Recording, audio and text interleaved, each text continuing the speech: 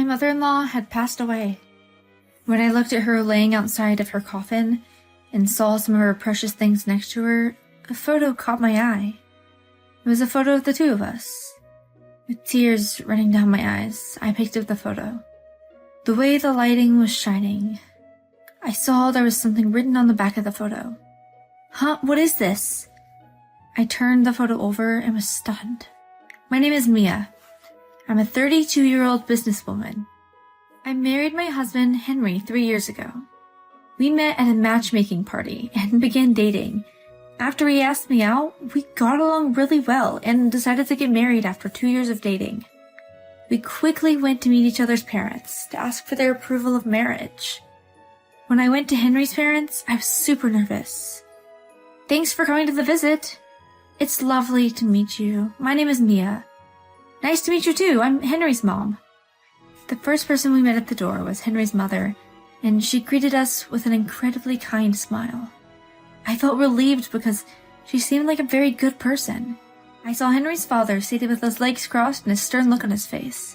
I immediately became nervous again. I said, "Hello," and he replied with a curt voice, never changing his facial expression. He made it seem like I was stealing Henry away from him. Henry's mother chimed in with a laugh, telling me not to worry, that her husband is just like that because he's nervous. My mother-in-law asked me so many questions, and shared many stories about Henry. I had a really fun time. Henry's father stayed quiet, but since Henry's mother was there, I stopped worrying. Henry was also super nervous. When he met my dad, my mom passed away from an illness when I was in high school, so I lived alone with my dad. When I graduated college and started working, I decided I'd feel bad to leave my dad alone, and that he'd probably be lonely, so I lived with him until I'm getting married. Well, I was also worried that if I left my dad alone, he couldn't eat properly or take care of the house. My dad usually is very nice to everyone, but maybe he was nervous, or maybe he wanted to be strict with the fiancé of his only daughter, but he greeted Henry the same way my father-in-law had greeted me. Seeing my dad like that, Henry got even more nervous, and I remember finding it funny at the time. After meeting each other's parents, we got married and we began our newlywed lives. Henry and I rarely argued, and we had a happy married life. We often went to visit his family. My mother-in-law always greeted me warmly with a smile. "Mia, come in! Sorry for being a bother. Mom, we brought you some sweets." "Oh, thank you, Henry. Let me try them now. Let me help you." Henry always helped out his mom when he went to go visit his parents. As their only son, he seemed grateful to his parents and wanted to do what he could to thank them for raising him. Henry's mother was always very happy. When he helped her, she would smile widely. We would eat sweets together, chat happily, and then enjoy dinner together. "This is so delicious. Thank you. I'm really happy to hear you say that. My husband never says anything about my cooking, so sometimes I get worried whether it actually tastes good." "If it tastes bad, I'll tell you." "So I should assume that if you don't say anything, then it means it tastes good?" Maybe my father-in-law got embarrassed, but he stopped talking and continued to eat in silence. My mother-in-law looked at him with a smile. "What is it? You keep looking at me. So annoying." My mother-in-law laughed again. I could feel that the two of them really loved each other. My mother-in-law always took care of me. "We only have Henry, right? Of course, he's a good son and all, but I personally wanted a daughter. So I see you as my own daughter. Hearing you say that makes me really happy." She and I would go out together, either to cafes or to go shopping. "Mia, look, these would look so good on you." My mother-in-law used to work as a fashion coordinator, so her fashion sense is really great. I liked clothes, but I never really knew what suited me. So when I go out and go shopping with my mother-in-law, she would help me choose. Thanks to that, I would end up buying things I really like. When I'd wear what my mother-in-law chose for me at work, people would always compliment me. Going out shopping with my daughter and seeing her wear the clothes I picked for her, it's like a dream. I'm so glad you became part of our family. I'm also really happy to have you as my mother-in-law. I'm so happy. Does Henry cause you any problems? Not really. He works hard. That's good to hear. If anything ever happens, you can talk to me about it. Even if I am his mom, I will give you my unbiased opinion. Thank you. Since my mom had passed away, my mother-in-law acted like my real mother. I began to think of her as my second mom, rather than my mother-in-law. 3 years passed since Henry and I got married, and I began to think I'd like to give my mother-in-law a grandchild. But at that time, Henry suddenly got a call from his father. Dad, what happened? Huh? Is Mom? Seeing how Henry had frozen, I had a horrible feeling. Henry, what happened? Mom passed away. What? It was just too sudden. My mother-in-law had collapsed, and by the time they took her to the hospital, she'd already passed away. Both Henry and I were in complete shock. In a panic, we headed to the hospital and met my father-in-law. He was distraught. Why did this happen? How can I live on my own? Dad. He was on the verge of tears. My father-in-law usually hid his emotions, but he really loved his wife. Henry and I tried to console him and began preparing my mother-in-law's funeral. After she treated me as her own daughter, I wanted to send her off properly.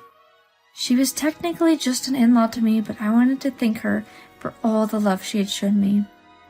I wished I could have introduced her to grandchildren and wished I could have spent more time with her. Before the funeral began, I wanted to take one last look at my mother-in-law's face, so I looked in her coffin. She had the same kind of look on her face as she did whenever I'd visit her.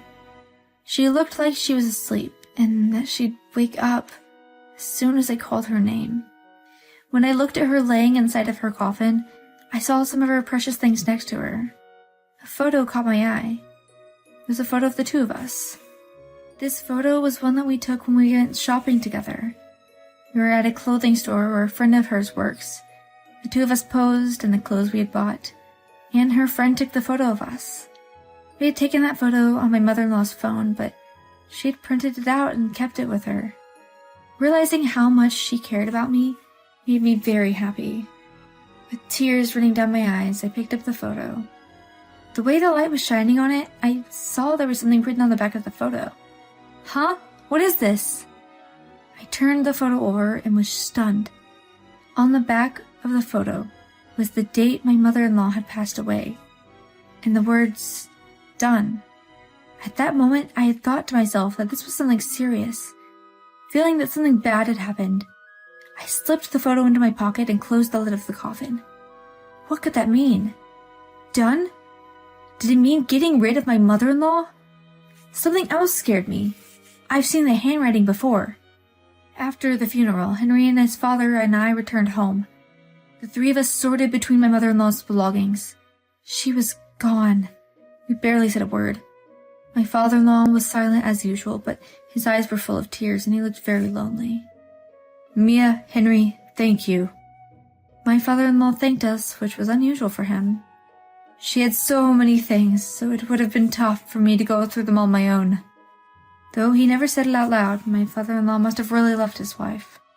Don't worry, Dad. You can ask us for help anytime. My husband said that to his father with a kind smile. He was acting as kindly and reliably as he usually did. But I was full of fear. The handwriting on the back of the photo of my mother-in-law and I was clearly Henry's. I watched over Henry without letting him notice. He was looking around my mother-in-law's room. My father-in-law was going through his wife's things, but he noticed Henry seemed to be looking for something. What is it, Henry? What are you looking for? Huh? No. Henry looked shaken. I became curious about Mom's things. I thought if something caught my eye, I could take it as a memento of her. She really likes small things, like accessories, and bought a lot of them. If there's anything you like, you can take it. Henry seemed relieved. When his father said that to him, he became very serious and continued to look through his mother's things. I wondered what I should do. I thought my husband was suspicious, but I didn't have any proof that he had done something. I couldn't report him to the police just based on suspicions. And more than anything, I didn't want to think that way about the husband I loved, who had always treated his mother so kindly. Could be a criminal. But I couldn't shake away my suspicions, and everything he did, it scared me. I couldn't relax. While I was home, around that time, I suddenly got a call from my dad. Dad, what is it? Mia, I'm sorry for a call all of a sudden. I think I hurt my lower back. Oh, are you okay? It seems a bit serious, so can you come and help me around the house? Huh? Is it that bad? Can't you please come over? Sure. I explained what had happened to my husband, and we decided to go over to my dad's house. Henry agreed that I should go take care of my dad. I felt bad thinking this way, but I thought to myself that my dad got hurt at the perfect time. Thanks to this, I could spend some time away from my husband. I packed a few days' worth of clothes and headed to my dad's. When I made it, the door was unlocked. Dad, I'm here! Are you okay? I yelled from the front door. My dad walked towards me perfectly fine.